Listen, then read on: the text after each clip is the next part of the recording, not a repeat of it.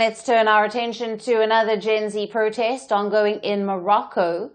Young protesters have been rallying across several cities, calling for education and public health reforms. The protests that began on Saturday entered their third day on Monday.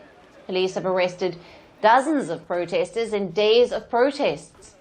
Now, reportedly, the protesters were arrested while they were trying to chant slogans or speak to the press.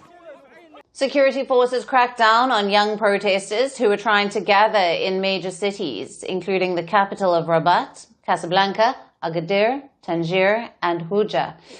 Reportedly, the majority of those detained over the weekend were released later.